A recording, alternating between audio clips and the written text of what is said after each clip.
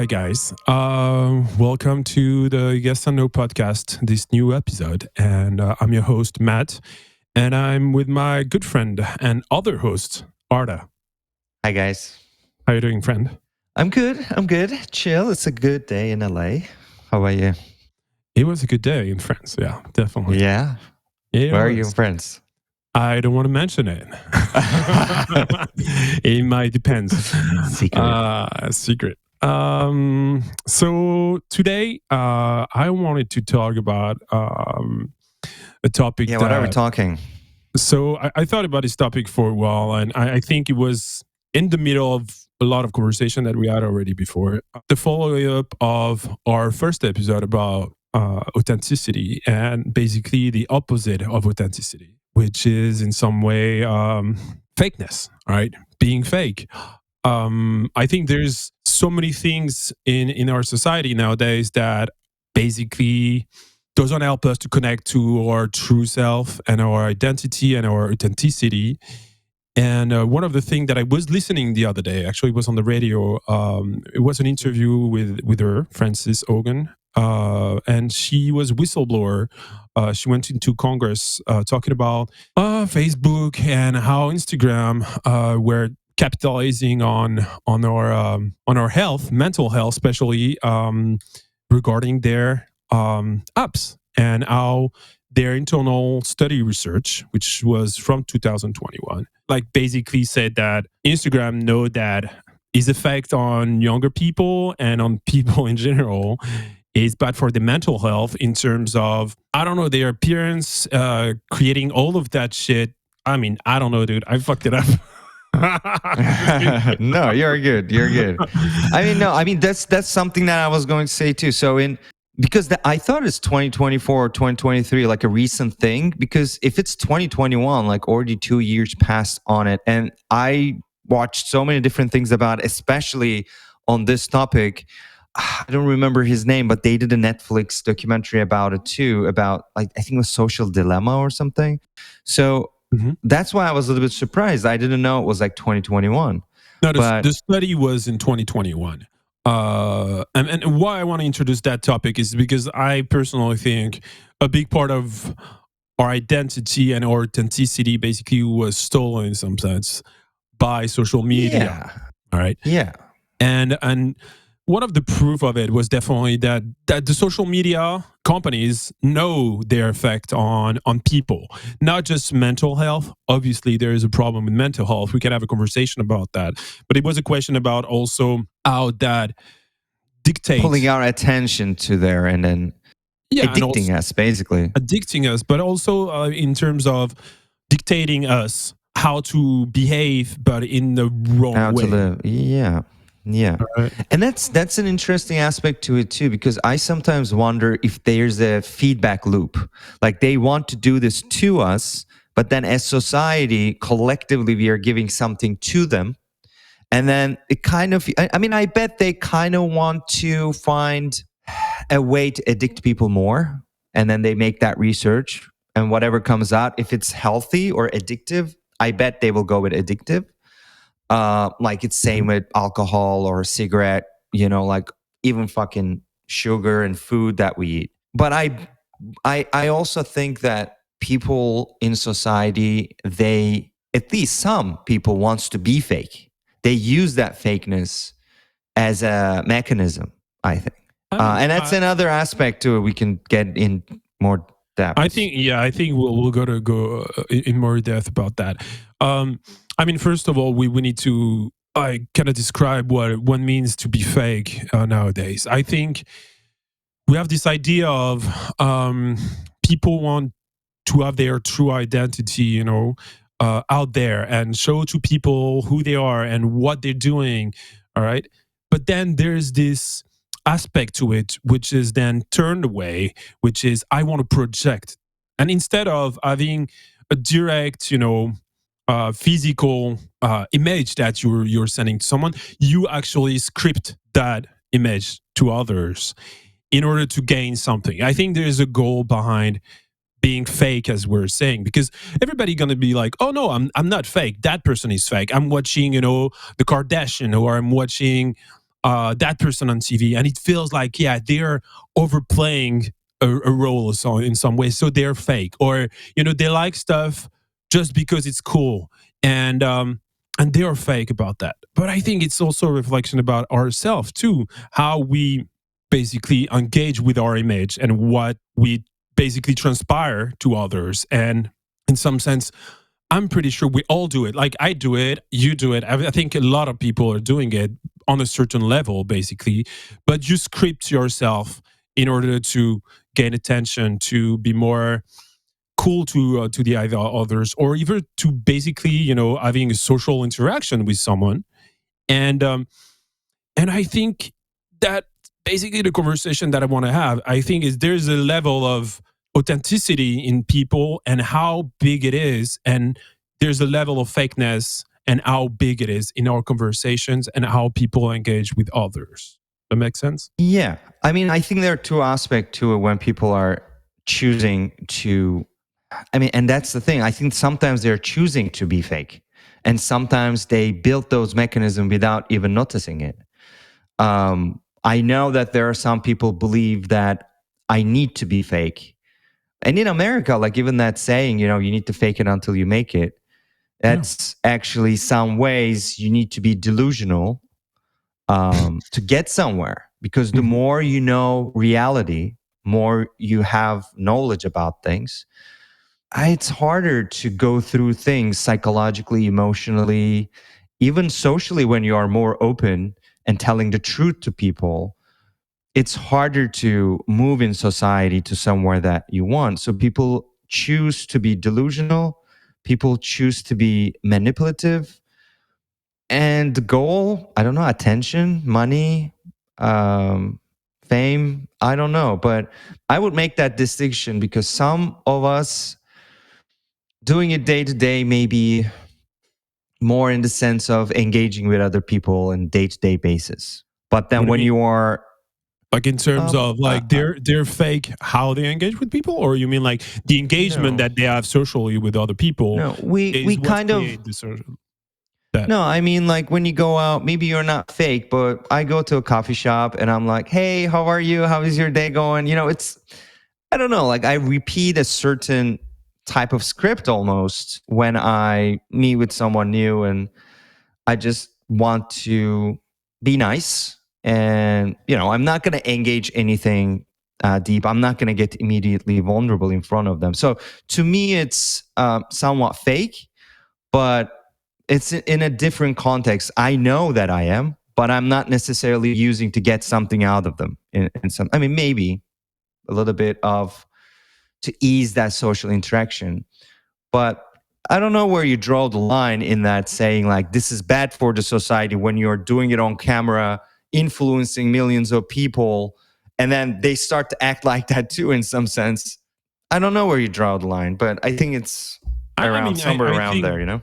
that's why, I kind of wanted to go deeper in that conversation too. Is as I said, I think there's levels of interaction. There's a level that you're not fully yourself when you're trying to engage, because we are all, basically human. And as human, we definitely want interaction with other humans, right? And I think it's something that is deeply rooted in our social consciousness, in terms of trying to, I need someone to help me for this. I need someone to give me my coffee, and I want to have, pleasant day, and I want that person to have a pleasant day too. So I'm going to play a role for that small, few seconds of interaction in order to connect with that person. Um, Like manners, for example. Manners is, I think it is. I think that's what I want to do. I think there is fakeness. It's not everywhere. I think there is a way of engagement, which is, as you say, it matters, and some norms definitely in terms of how you communicate with others. But there's different levels of that, and yeah. obviously, if I wanted to talk about that, if I wanted to have that conversation with you, is we both, and we're going to say it again, but we're coming from different backgrounds. You're coming from Turkey, I'm coming from France, and then we met in the US, which personally, I'm going to talk a little bit of how in France we perceive American, and especially where we lived, especially in the industry that we worked on, which was the movie industry. We have this assumption that all American people are fake. They are nice, but they are fake. And also, if you go deeper to Los Angeles, it's even like the worst part of it. It's not like they are nice and fake. They're just fake entirely. And I think there's something really interesting about that, because in all the idea that we in Europe basically perceive the Americans in general. I mean, sure, there's politics, there's a lot of things about history that we criticize the US for, but I think one of the things we perceive when we meet an American is that aspect that, oh, sure, it's nice, but they are fake. And for French people, which they all represented like, oh, smoking a cigarette, and they are. Don't let me they're start like, with French people. yeah, I know, and then I bet it's the same in Turkey, I guess, But you're like at the cafe, smoking a cigarette, and you talk about politics, you're talking about real problems, we're talking about everything all the time. But I think there's still some aspect to it, which at the end of the day, you want to represent something. And coming from an artistic background, I mean, I met a lot of people throughout my years, and especially when I was working in the music industry in Paris, which were like, oh, yeah, we're French, we're better than the US, they are fake, but we're real. And actually, it was turning into some type of fakeness into, I mean, in terms of their relationship, how they communicate, how they want to engage, how they create projects all together. And that's always bothered me, having this duality in the talk. Same in Turkey too. It just feels delusional. Like they're like, we're better than this and that as a nation. I mean, I get, of course, there are some good aspects of the country you live in, and people may want to talk about that, sure. But when you're comparing yourself to other countries, especially with US, I mean, I don't know. There are so much things there that, as you said, it's just like bullshit in some sense. Doesn't make sense. I don't know. It feels fake to me too, and it was really disturbing for me too. Like not only engaging with those conversations, because the more I engage, the more I try to be like, yeah, but no, not really. So I don't know. It was uncomfortable. I didn't like getting into those type of conversations, and you end up getting in those kind of conversations. I don't know how it's France. I mean, in France, yeah. I mean, it's just basically it's again like last time we discussed in the previous podcast, was we're just scratching the surface. Basically, the conversation. I mean, the way I think it's a question of how you socially engage into the conversation and how you talk with others. Really, it's all about that. In the US, you're proactive in some sense, and you're engaging with people that you don't know. You're trying, at least, all the time. Whereas in Europe, and I bet it's the same with Turkey, you're in a small group, and then you look at the others and you're like, blah, blah, blah. But there's still a role inside of your group that you're playing. You're that person or you're this person. And then you need to stay in that role. And the way you're going to communicate with your group of friends, maybe not your friends, but maybe coworkers or something like that, you need to fit in that specific characters that you kind of created, because for you it's the best way you represent yourself and your identity. So at the end of the day, is it worse to meet someone that you never met and then you're engaged in a specific way because you want to look attractive or interesting, or is it worse to be in a group of people, co-workers or something like that, and trying to fit in a specific role, and then create that characters that is not completely yourself? Yeah, and we were kind of talking about politics and economy, and in more in the culture, I guess, like Europe, Turkey, or US, or any other country. That side of not faking, but maybe masking or just ignoring some of the things and just focusing on some things and acting like you're the best country in the world. It is in itself frustrating, and I think there are also I don't know, like there are these ideologies. Maybe it's, I don't want to connect this to capitalism, but capitalism also, like gives you those things to conditions people to be fake in some sense. Yeah, I agree. And I don't know, it's probably so they will try to fill a void and consume. I don't know. It's an interesting way of approaching the whole manipulating thing in the capitalistic system, you know? Because I don't know, I've never think about what is the benefit for capitalism so people would behave fake and not being authentic self, you know? I mean, And I how do think they? I'm gonna give you an example, right? So back in 2005, all right, 2006, I was living in Paris, and I was like at the beginning of social media. So this is why I kind of introduced you also about that. Uh, I was on MySpace, like a lot of people back then.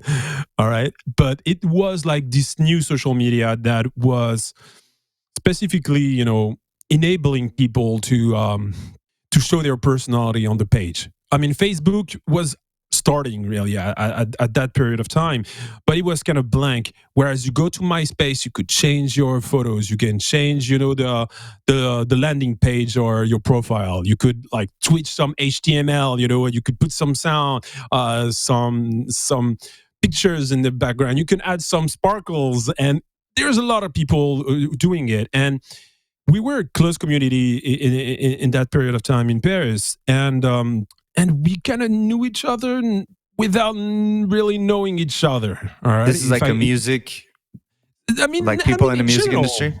I mean, Yeah. people in the music industry, but that's where I'm going. But it was really about like how social media and interaction was back in those period of time. You were looking at the picture of someone, you were like, oh, I like that style because she's emo or something, and I like your aesthetic. All right. So I'm going to add that person and we are friend now. And if you engage and you chat with that person, then you can put that person in your top 8. All right. And you never had MySpace? No. All right. But No. so there was this part. And then there was a second part, which was really nice. It was also a way to express yourself and for musicians to share their content and music. So at that time, I was, fully, I don't know, in the rock music in general. And there was bands that I really liked, French bands.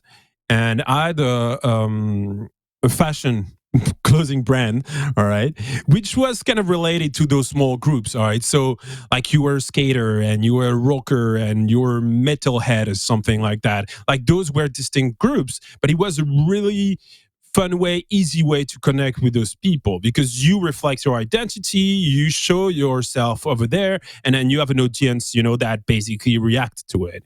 So by doing this, I actually met a couple of people because I needed to take pictures. I needed to have content for my brand back in those days, and I met one of person that I thought was really cool. He was tattooed and all that. And then when we met, it's kind of a date, but not a date. He became my best friend for years, and he was doing BMX and he was listening to the same music that I was doing. It was like, dude, you're the face of my brand right now, all right? And it's so weird now. I'm thinking about it, like so many years later, like just the idea of, oh, you were fitting that brand, meaning like the way he engaged into his MySpace profile kind of represented something. I think there's this And would you idea of consider that culture starting like fakeness even then started like an avatar in some sense creating it a is. I think that's what it is. I think there is a marketing aspect to that too. It's the way you express yourself and your identity, but what is the threshold of it's not you, it's an image or an avatar, as you said, that's you're sharing. And for me, it was perfect back then. I found someone that was looking like exactly what I wanted. It was so cool. And we were sharing so many things together, and he had an audience. And it was like perfect. But the reality, all right, and we became really good friends. The reality is like the persona that he had on his profile and the real person were different. Maybe not when he was interacting with others, but he was different. And then I stumbled into these patterns back then of meeting people that were all like that. So that was the beginning of the music label. So that guy was a musician. I met him. I met another musician in his band. I went into his band, and then we started a label. And so from this idea of, oh, we just meet because we're kind of in the same type of community, we started to have project. We started to engage into more other stuff. And then I met so many people that I was in this closed community in Paris, which was super hype.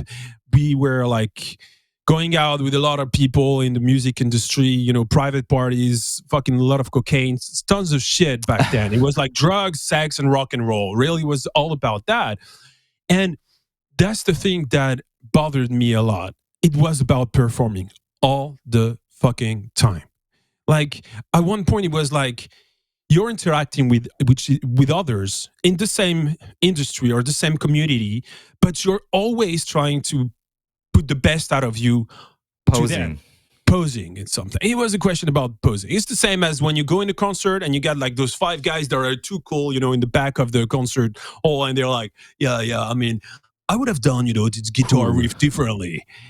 That type of thing. And it was all about that. And I think there's something really interesting that I thought the other day about was if I look back at this period of time, like I was surrounded by 100, 200 people.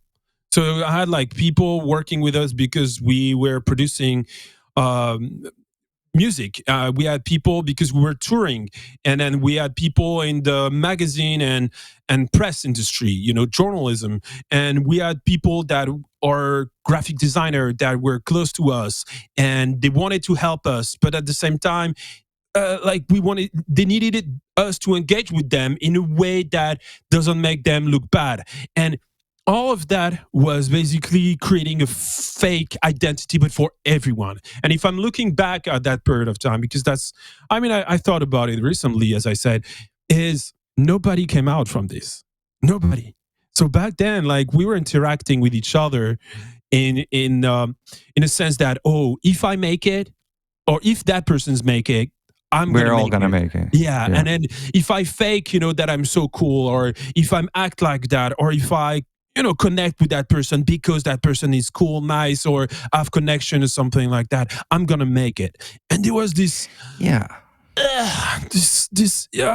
it was transpiring like just bad things. There were so many things wrong about this period and in this era, and all those people at the end of the day, because the goal is, as you say, maybe fame, maybe career or something like that.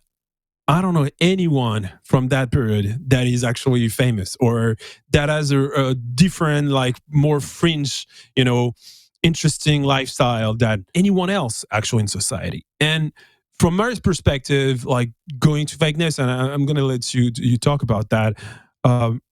It's like I met so many people that for me were great and actually was all about fakeness that nothing came out from it. Nothing. I think that's one of the things that's not true that I keep. Like, sometimes people think that if they fake it, if they have this delusion, that they're gonna make it. And I don't think it's an intrinsic property of success or anything. And some people might see it, that might be useful, sure. But there are people who are themselves. They are good at what they're doing. They work. And they maybe to a degree fake it, and it depends on the situations that they're into. And and then they become either successful or good at what they're doing. But yeah, there's definitely a lot of people believing that fakeness benefit them in some sense. Can you give me an example of a fake person, if you have to describe what it is? Because I think it's totally different for each person. They're gonna say, "Oh, that person is fake. I'm fake, or I'm not fake." Like, give me an example of. I think a fake person. I would right now. There are two things coming to my mind. It's more like one of them is more like masking in some sense. They look at the society and the environment that they get in, and then they try to find these ways of communicating with people without showing who actually they are really. Because when you spend time with a person, that once you get to know them more, then you're going to see who they are really. But even then, sometimes fake it. Like they're like so, like in their mind, they shouldn't show who they are. They are building these layers of creating another personality in some sense. And one aspect is that masking. And then I'm using the masking in the sense of like, a behavior to hide who you are becomes more of a repetition in some sense. You're doing this without even noticing it. Like, I don't think people build masks or do masking without really noticing it.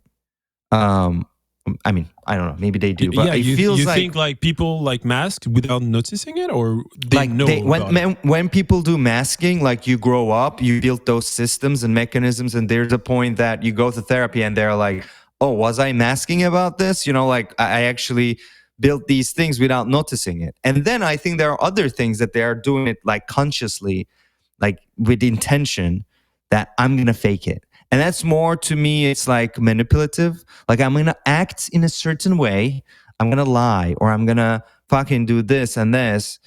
And that's also a faking too, to me. But it's happening more in the fore, like it's a choice. You know what you're doing. And I think it's a more of a dick move. We can say that. So what do you think, how people engage, for example, in Los Angeles? Like, I in mean, terms of Los Angeles, I think Los Angeles also have this stereotype label that it's like people in Los Angeles are fake or superficial. Mhm. But I mean, if you get to know people, if you you know, find circumstances that you can engage with them, you will see that they are not as much, but it's harder. They, for some reason, they have a lot more layers to peel in some sense to get to who they really are. And you don't always get it too. You get moments of it. I feel like. I mean, most of my friends here are internationals coming from different cultures, but my American friends, there are some that are authentic and there are some that a little bit fake, sure, but not all the time. Like, once you get to know them, I definitely, at least personally, see things about them. And I can point, okay, like, he's not being himself right now. Or she's acting she's Yeah. acting like this because, like, I start to see those things. But yeah, there are more layers for sure.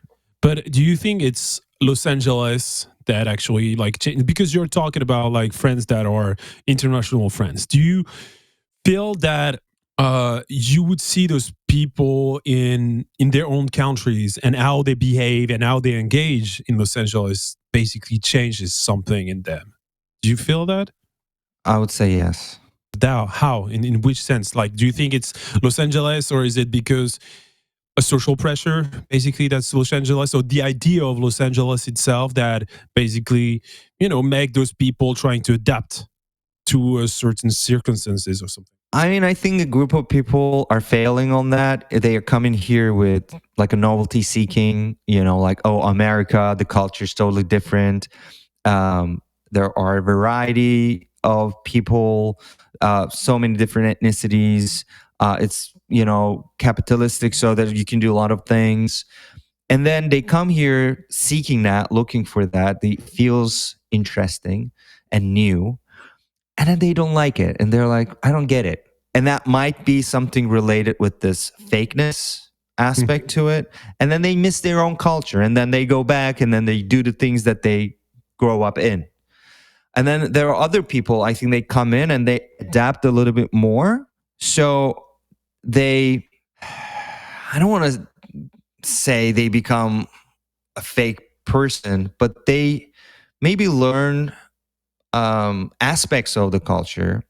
They learn how they can behave, or how they should behave in US, in Los Angeles. And the more they adopt those behaviors when they go back to their countries, I think it stands out in some sense. Like, when I go back to Turkey, I think people are like, you become an American or some BS, like, it's just shut the fuck.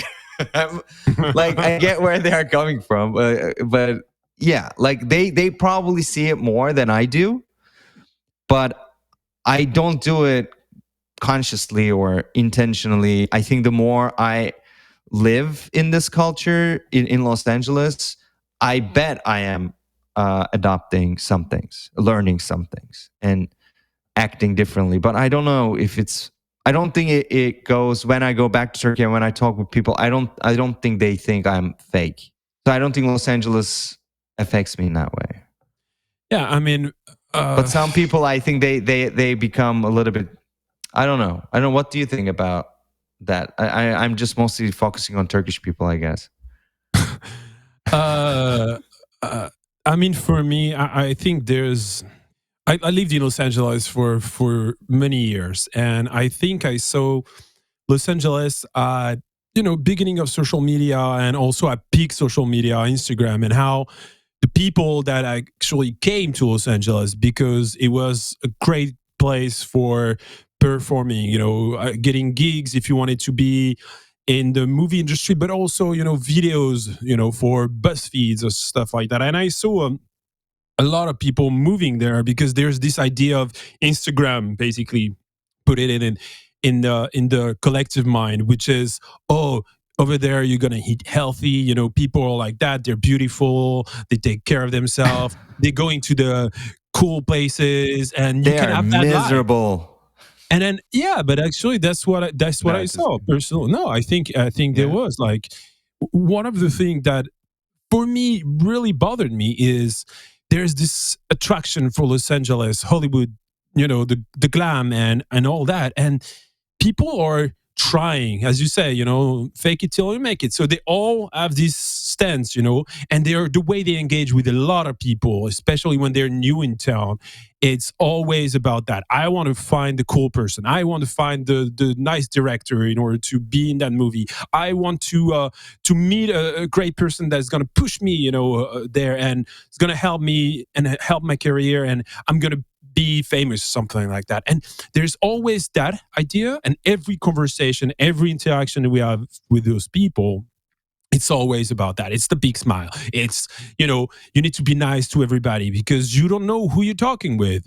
And Yeah. at the end of the day, it's also a really sad story in general. Like, I do remember I have like this example, which when I was living in West Hollywood, um, like, sure, I already had a group of friends and we were hanging out all the time, but there were some times when I was staying in my apartment on my own. It was fine, I was totally okay with it. I'm cool, to be on my own and be chill alone, having my own space and all that. But I remember seeing one of my neighbor across the street, all right, and it was, and I'm sorry to say that example, I don't know who that guy is, and I'm not judging or anything, but there's this guy, and he Or was, are you?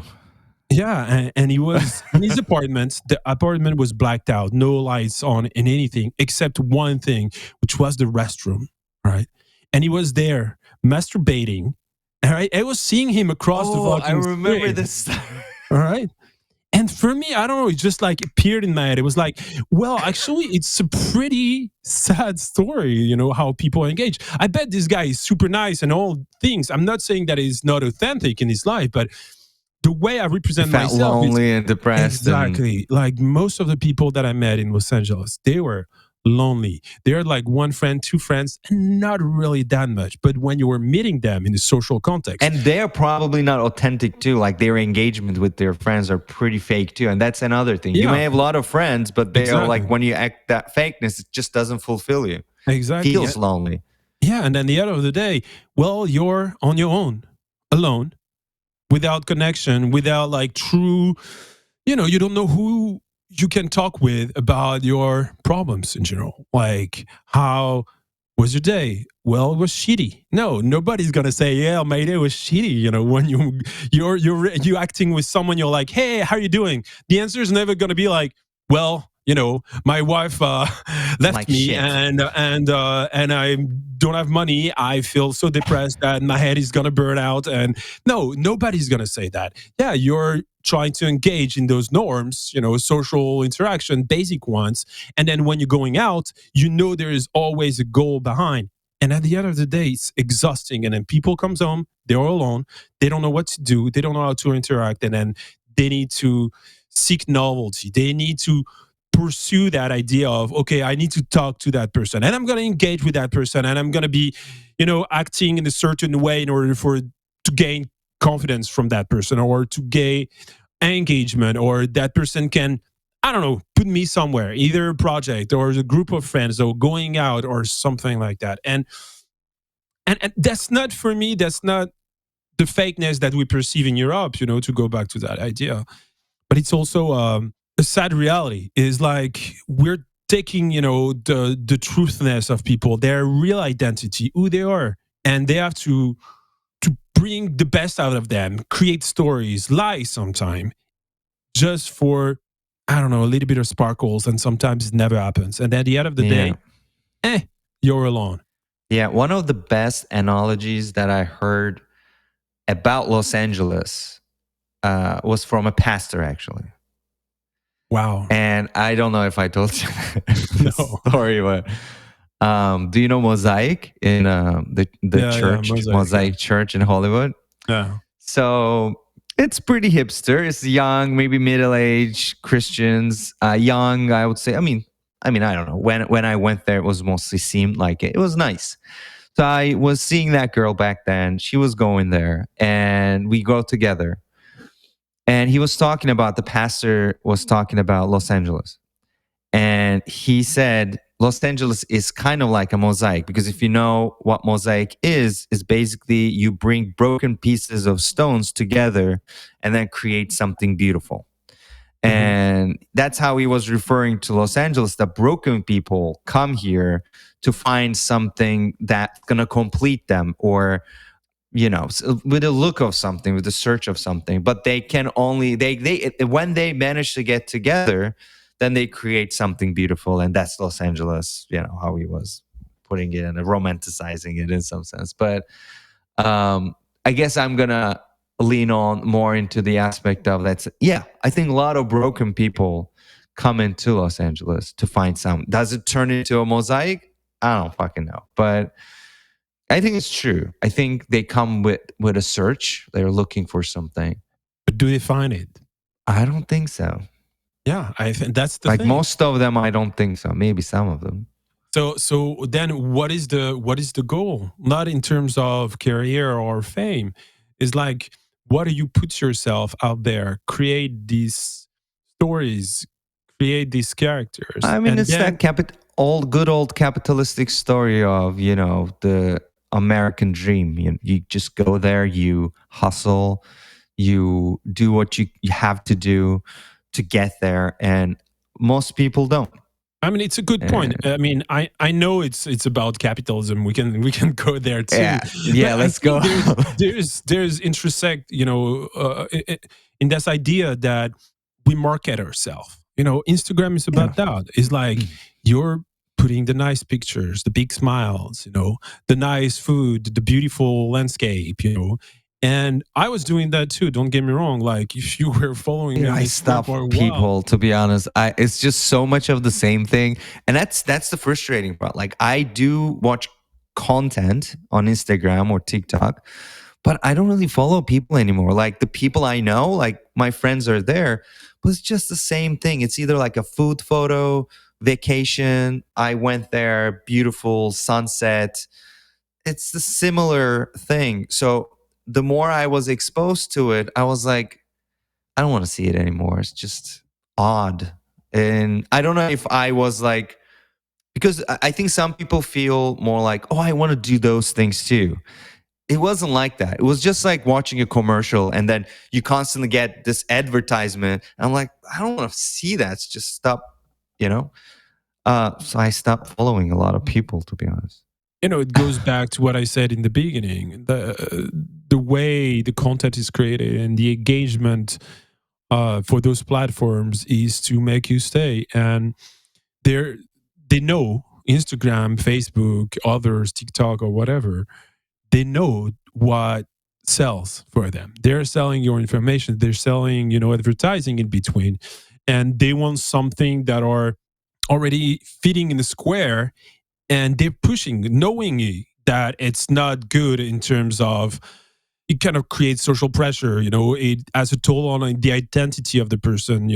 It create unrealistic ideal of even appearance. And I think that's the part that I was trying to connect to capitalism in some sense about the fakeness. Yeah, because as you said, these big companies like Instagram, Facebook, or any other tech company that wants your attention, they say if you are not paying for the product, you are the product.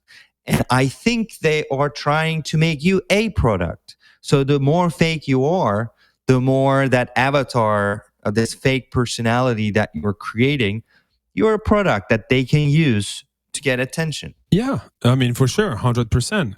But what bothers me on top of that, which of course I think in terms of it's interesting to ask yourself, what do you want to be? Do you want to be yourself or do you want to be a product? You know, and in that sense, why do you want to be a product? What do you want to achieve with it? And on top of And some that, people don't know, I think, that even that they are a product. But I mean, I know who you are referring to. Yeah. I mean, in But I don't general, know. but for me, there's a second aspect to that is sure, you're the person that creates that and you're putting that out there, but you're also the person on the receive end, you know, where you're looking at other people and how it affects you. And for me, that just changed the whole idea of how we interact with each other, the communication we have with others. It's like when you're seeing someone that feels like that person had everything in life, or that person is smiling, but at the end of the day, every single night, that person is crying, all right? It feels like you have to be better than who you are.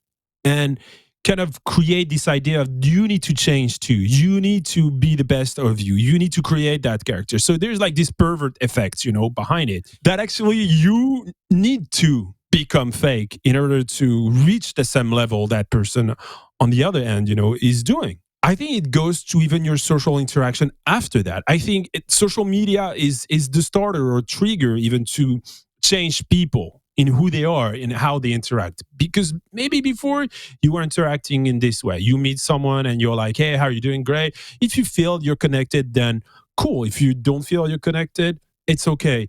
And now there's a pressure of you need to connect. You need to have that person engagement. You need to have that person engaging with you. And it kind of put pressure on yourself for every single aspect of your social life. And I'm going to give you an example.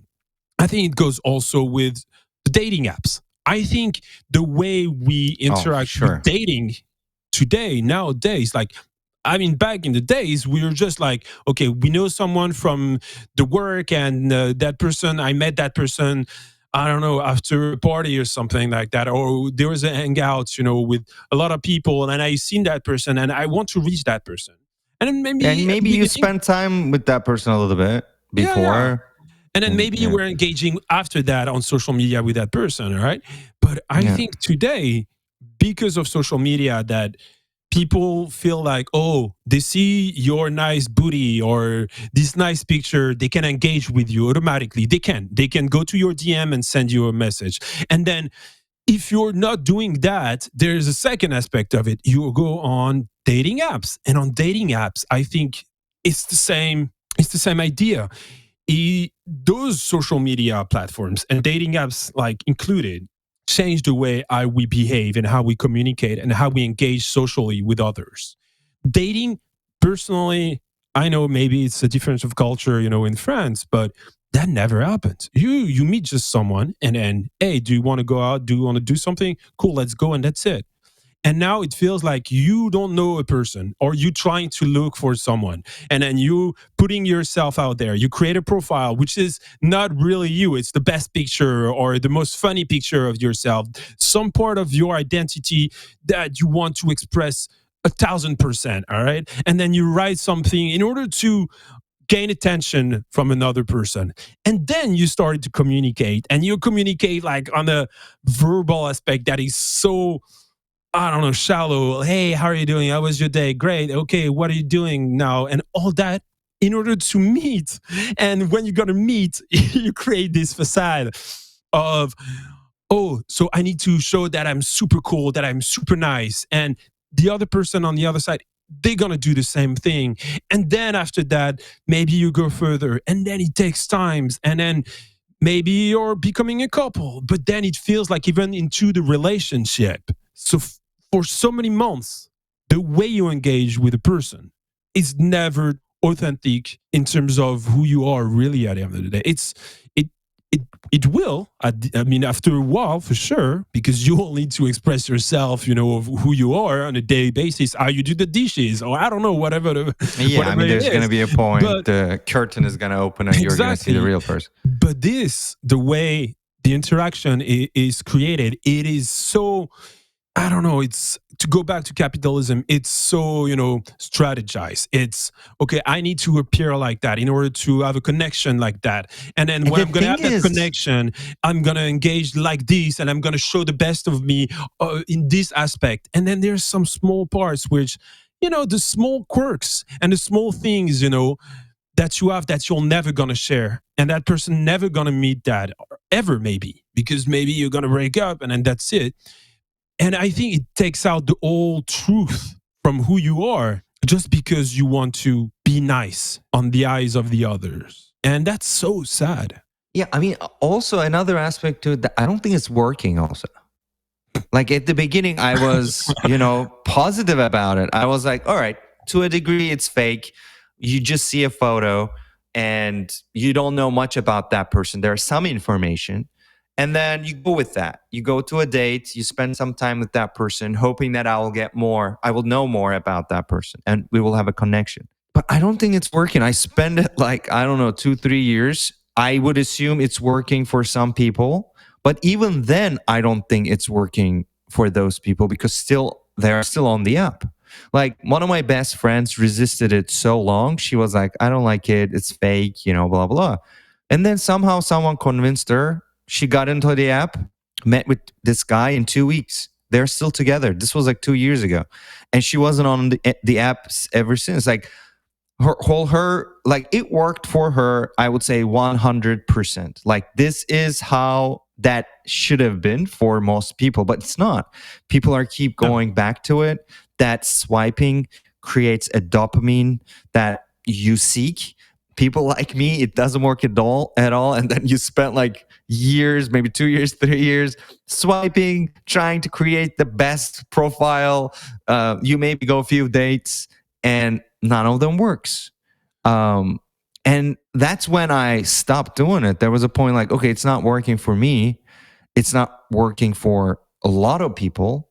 And if it's working for a small group of people, they're not on the app anyways. I don't think they're like, they found the person, I guess, technically.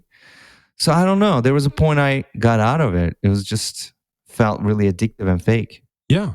And I think it goes to that. And this idea of how social media and those platforms, I think it kind of create that homogeneity of, in terms of every society. Like personally, I can see that nowadays, even in France, which basically it's new.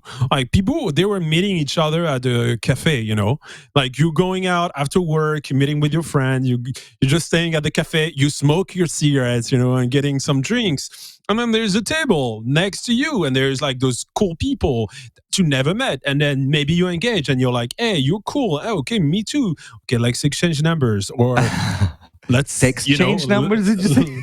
Yeah, or let's do it right now or whatever.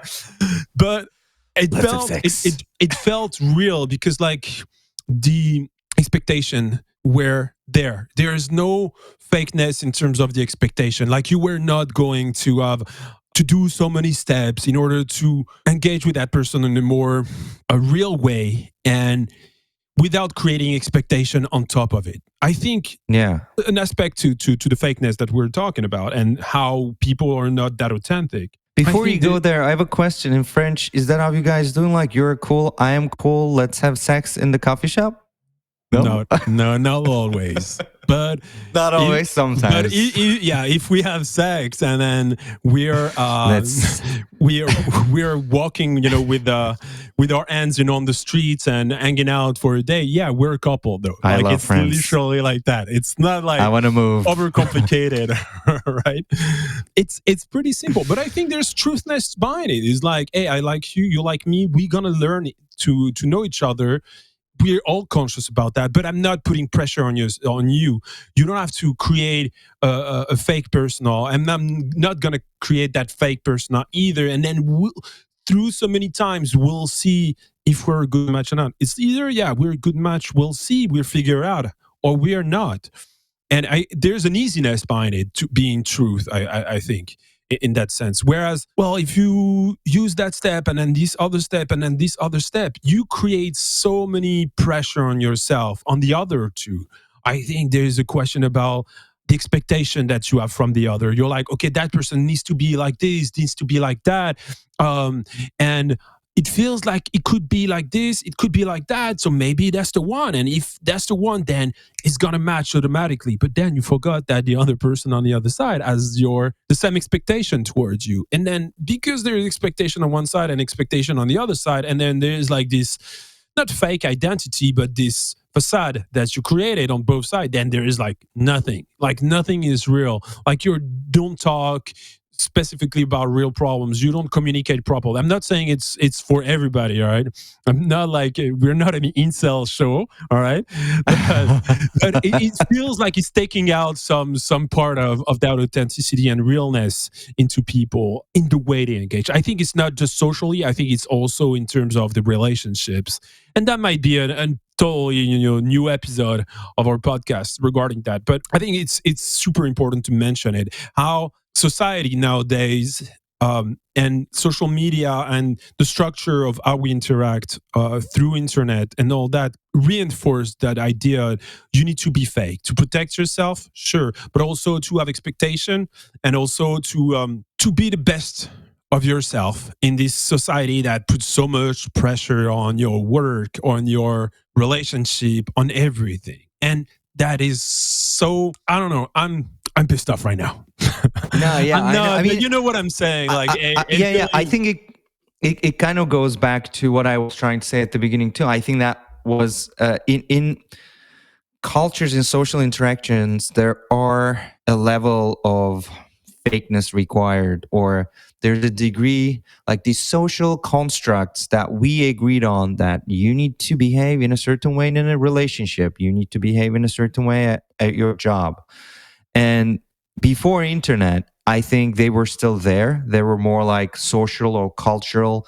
And I think some cultures were more leaning into that idea of how we can create these social constructs are so like foundational that doesn't allow people to be themselves. And then with capitalism and internet, that individualism actually amplified. And I think there's this feedback loop that society is seeking a version of it, and capitalism amplifies it, and then it just gets worse and worse and worse. I think there's going to be a point a lot of people will talk about it and realize it and maybe get more self-aware, and then I don't know, maybe one day we'll do it less. But it's hard. I mean, the about the love also, maybe we should start from there. Like in relationships, I think we need a lot more authenticity. I think, what was her name? She's a French philosopher, Simone. I want to say Bordeaux, but I don't think it is. Bordeaux Simone. is the drink, dude. It's the wine. Simone Bourgeois or something. It's a hard. Yeah, it's a hard last name.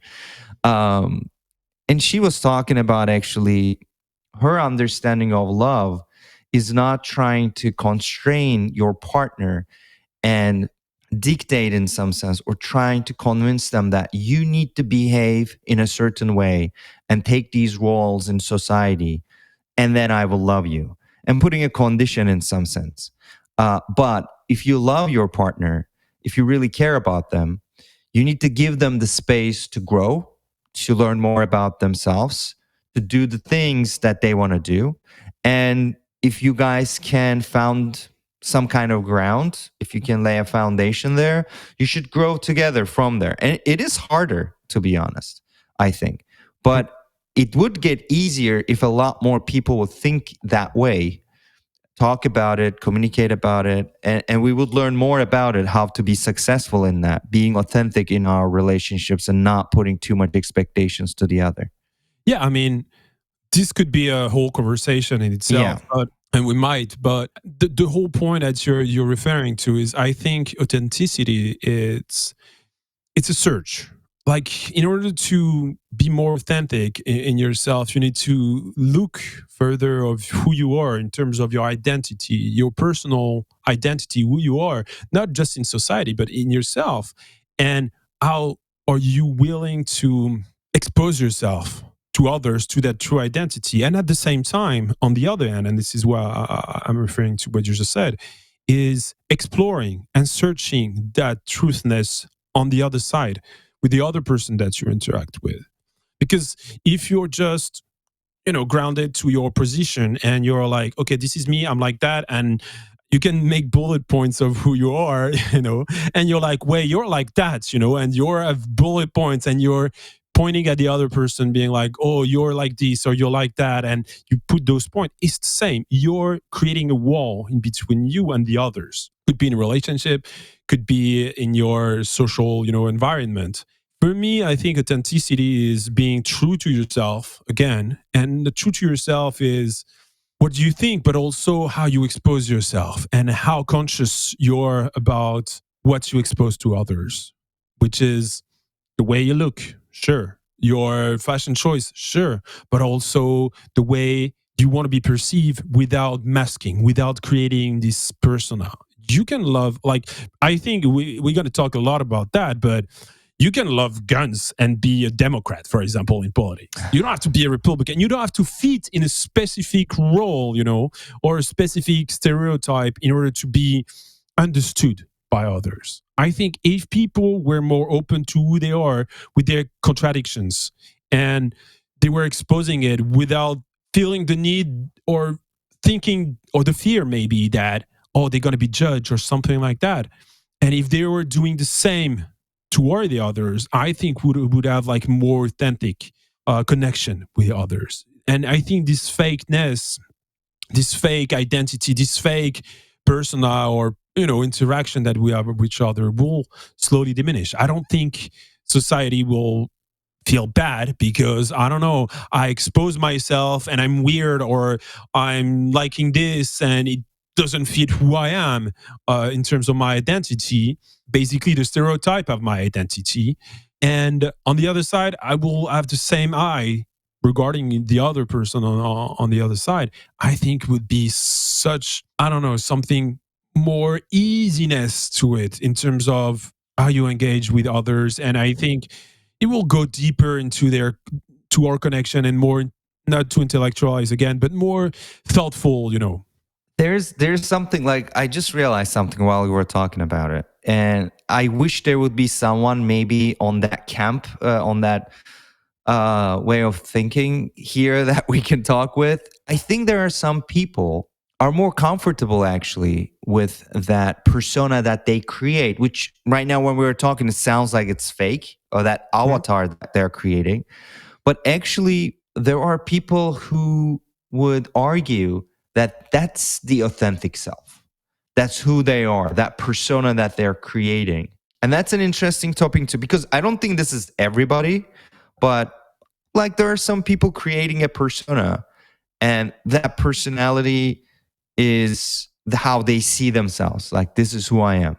Because we were talking about social constructs. Like a group of people agree that you need to behave this way, you need to do this, you need to wear these things, and blah, blah, blah. But then there are people who are in a more individualistic level, not influenced from society at all. And they actually react to it. And, I don't know, they wear certain things. A man putting a makeup, or like a cross dresser. You can be, what are those medieval festivals, for example? Like they wear medieval clothes and go there, like nerd out and geek out about it. Or you can go to a gamer culture, and you can go to music, and they're like, a punk or like emo, as you said. And there are people living their life like that, like a goth. Don't get me wrong. And they're like, this is me, actually. This is the authentic me sometimes. But there is codes, definitely, when you want to relate to a specific community, and especially when you're referring right now, in order to strive in the society, it goes back to that. And in order to connect more with a specific community, there's codes, definitely, like the behavior that you're going to have is definitely going to engage in that sense with that type of community. But the moment you're behaving or you create a certain type of behavior or the way you interact with other in order to gain access to that community, this is where you're losing yourself. Sure, I could be cosplaying, medieval cosplaying, because I think it's so cool, But if it's something that goes against who I am, or if I feel that I need to fit in a specific, category in terms of, I should stop listening to that type of music. I should stop communicating with those people. And I should just put myself on my own in that level in order to gain access to that community. I think you're just refraining a big part of who you are. And don't get me wrong, I think that's the most difficult part for everybody, is to accept your flaws, accept that you might have a duality in your identity. You might like something that it goes against, the stereotype of that community. And if you feel the need to put something aside in order to fit that community, then you're losing yourself. Isn't it the worst part of it? At one point, you'll realize, I don't think anybody, can be like, I like that culture. I'm going to do everything that fits that culture in order to be accepted there. And there's part of me that I'm just refraining or pushing down. I think at one point you're going to have like a real issue with yourself. I think you're going to ask yourself, I don't know what age, it could be at 20, at 30, at 40, who knows? But you're going to have like serious problem into accepting who you were and your flaws and everything that happened in your life before and who you are right now. And those don't have to be separated. It could be at the same time. I'm seeing a lot of people nowadays that are going through that identity crisis. And I think it goes to that. It's accepting the fact that before you were someone, today you're someone else, and yourself, your identity is actually both. It doesn't have to be, okay, I put aside everything that I lived before because I'm the new me. All right. And if you take everything at the same time and you expose yourself as you are with every aspect of yourself, you just gained every part of your authenticity and your true self. I don't know. The more I think about it, it's just interesting what motivates people to go to a degree. Because if we break down the whole idea of identity and personality and say, like, there is none actually, it's just we are building the whole thing from our childhood to until we die, that we're building a personality. We're deconstructing it, putting new things constantly. And some people leaning in more, creating that personality and identity, fitting into society. Mhm. Some people are not. They go more individualistic way, or they go to a smaller group and try to find their identity and personality there. I think what's important is, as you said, somewhat being true to yourself and not being delusional.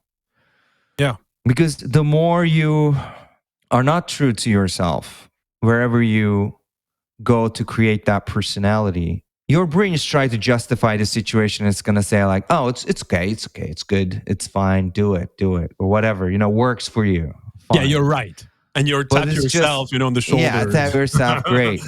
But it's actually not. Like, you are lying to yourself, you're lying to others.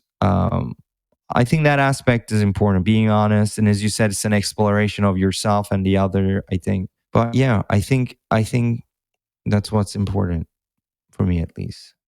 Where do we go from there? Like, do you think it is? I don't know. What do you think? Because first thing comes into my mind, it just feels like practicing that, being aware of it. I need to understand what truth is in some sense. And to me, it's a little bit of an epistemology question that you need to build on that in life. Like, what is true? And then you go internally and try to see who you are, explore it, learn about it. And then you also do the same thing with others and your interaction with others, and try to be kind and not judgmental, and try to get rid of your biases. But at the end of the day, it's a practice. It's an exploration. That's the best answer I can come up with. But what do you think? To build a better society. Yeah. I mean, to be honest, I think those conversations that we have, and I don't think it's rooted to our generation or to who we are. I think it's a question that you ask yourself around your 30s, 40s. Like, I can see my father, for example, back in when he was 45 or something like that. He was reading a lot of philosophical essays and books. And I think it's something that we go try to find around those times when we're around 30, 40. And every generation go through it. And what bothers me is there's self-reflection, but you're so in the middle of everything when you're in your 20s and 30s, the beginning of it, that you don't reflect on who you are. And after that, you're like, shit, who I am. And I'm not going to say I think the world would be a better place. I think you said it pretty well in terms of, you know, being open to understanding others, their differences, where they're coming from, and also, you know, referring to yourself as being more open and vulnerable. And I think it's a question also about vulnerability, like being, okay, I am who I am. I have my flaws. I'm not the best person in the world. And are you okay with that? And if on the other side, the person is like, okay, I accept who you are, and this is my flaws, I don't have to create this character. I don't have to tell you those stories of I am the best or something like that. And that person is listening on the other end, then you have like the best interaction humans can create. I think it's all about this idea of we're social animals. And the best way to be social, I think, is to be true and honest about who you are and have empathy to the other person on the other side, because they're going through the same thing. And if they're going through the same thing, your interaction will be the easiest and the most interesting interaction that you will ever had. Personally, that's how I would describe authenticity. I think there's authenticity in terms, oh, there's my characters and I'm fitting my characters 100%. We mentioned that in the previous episode.